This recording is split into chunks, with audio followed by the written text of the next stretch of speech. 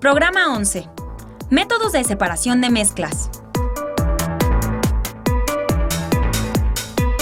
Programa 11. En este programa identificaremos algunos métodos de separación de mezclas homogéneas y heterogéneas. Hola, en este programa describiremos métodos de separación para mezclas heterogéneas y homogéneas. Muchas veces existe la necesidad de separar algunas mezclas, ya sea para utilizar alguno de sus componentes o para eliminar un contaminante. Cada tipo de mezcla requiere de procedimientos distintos, siempre con base en una propiedad física del componente que se quiera separar. En general, estos procedimientos se agrupan en métodos de separación para mezclas homogéneas y métodos de separación para mezclas heterogéneas. Para hablarnos de los distintos métodos de separación, platicamos con el maestro Filiberto Vázquez del Instituto Politécnico Nacional. ¿En qué consiste el método de decantación? Sí, como no, el método de decantación es el más sencillo, el más elemental, el cual consiste en separar un líquido de un sólido. Normalmente el sólido se encuentra en el fondo de la mezcla, líquido-sólido, y inclinando el recipiente, nosotros simplemente separamos el líquido del sólido. Un ejemplo de eso podría ser agua y arena, ¿verdad? La arena se va al fondo y el agua se separa inclinando el recipiente. Se puede escurrir perfectamente para quitar lo más posible todo el agua que queda adherida a la arena. Este sería el método más sencillo, ¿verdad? Hay muchas formas en el cual se aplica esto en la industria y en la vida cotidiana. Cuando en una mezcla existen componentes de diferente densidad y son dejados en reposo, el componente menos denso se desplazará a la parte superior del recipiente, mientras que el más denso se irá al fondo. La decantación consiste en separar de la mezcla una de estas fases, ya sea la superior o la inferior. Como sucede cuando combinamos fruta molida con agua o en una planta de tratamiento de aguas residuales. ¿Qué pasa con los gases que están disueltos en un refresco cuando lo agitamos? Sí, normalmente los gases, como usted ha mencionado, están disueltos en un líquido, por ejemplo los refrescos, lo que nosotros llamamos refrescos. Ustedes han visto que al destaparlos hay cierta presión y escapa un exceso de gas que está contenido en la cámara que está en la parte de arriba, que nada más hay gas. Pero al agitarlos sale más gas, ¿por qué? Bueno, pues porque la acción de agitar hace que se desprendan los gases que son menos densos y flotan hacia la superficie con una simple agitación. Y el caso de esto pues depende de si el gas es muy soluble, va a ser muy difícil separarlo, pero si es parcialmente soluble, por el hecho de que los gases son menos densos, con una agitación fácilmente van a salir del cuerpo del líquido. ¿Nos puede hablar de la cromatografía? Bueno, es los métodos más actuales que nos permiten separar mezclas más grandes de componentes, ¿verdad? Hay métodos actuales que podemos separar cientos de componentes en una sola operación. Consiste simplemente de una manera muy elemental en una superficie, generalmente un sólido, aunque hay otras formas, un sólido que se va a adherir a la sustancia que vamos a separar. Cada sustancia se adhiere de forma diferente. Por lo tanto, al ser un corrimiento a través del sólido, se va a ir separando uno por uno de los componentes, ¿verdad? Si yo pongo en un gis una marca de tinta negra y lo deposito en agua, ¿se pueden separar los componentes de la tinta?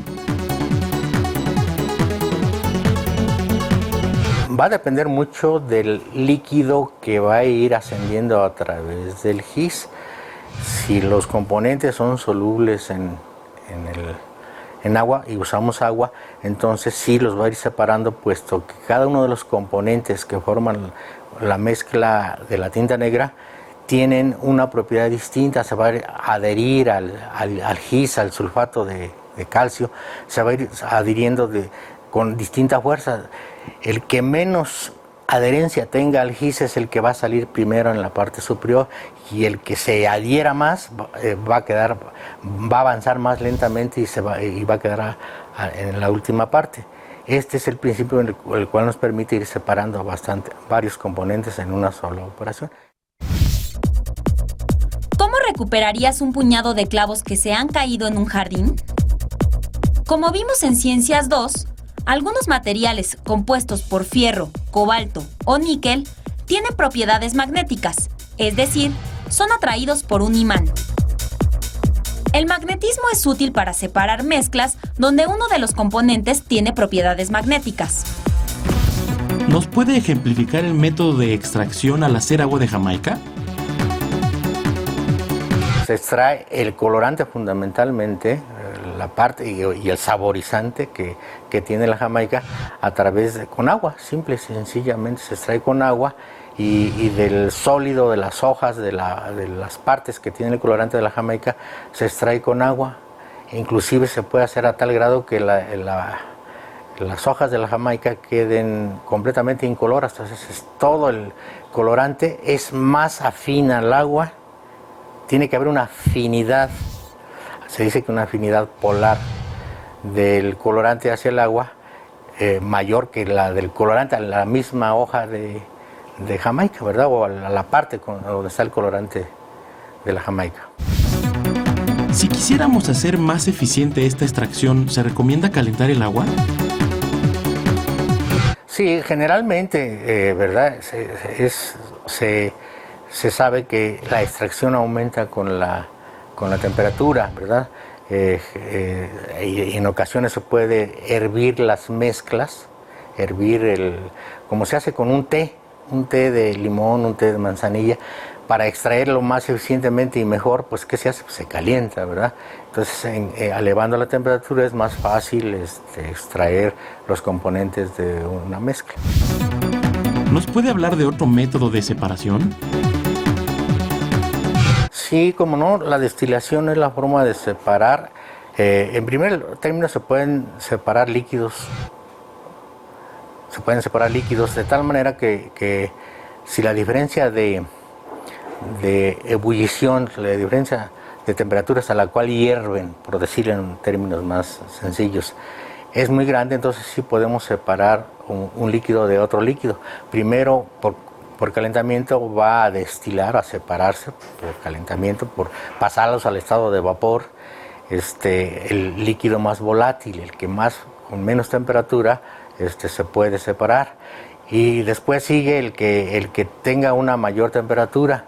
Si las temperaturas de los líquidos que queremos separar son muy semejantes, se utiliza un método que se llama destilación fraccionada, que nos permite hacer en un solo paso varias destilaciones e irlos separando, purificando con mayor precisión.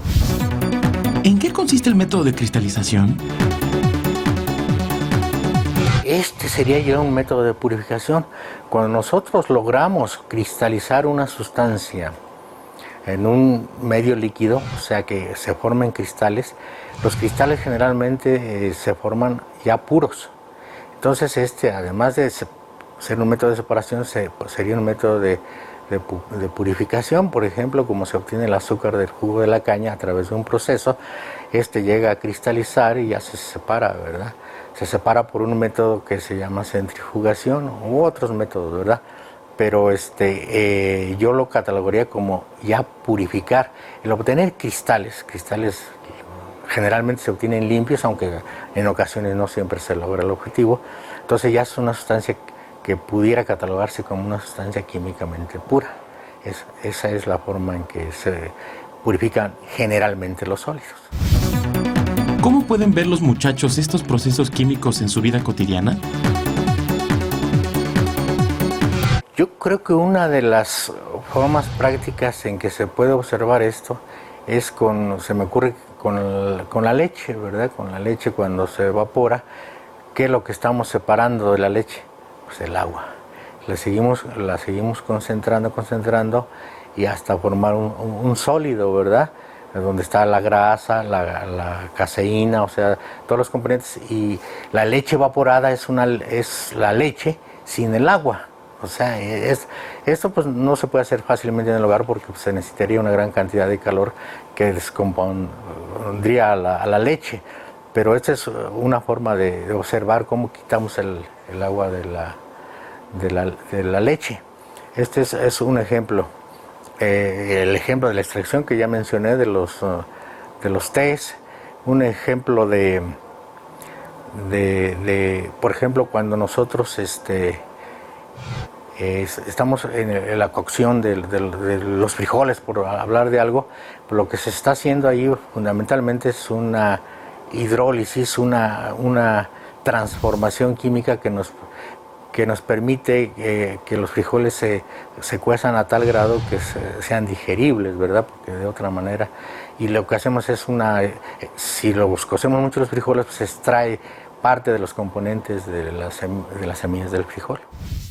Agradecemos al maestro Filiberto Vázquez del Instituto Politécnico Nacional que haya resuelto nuestras dudas sobre métodos de separación.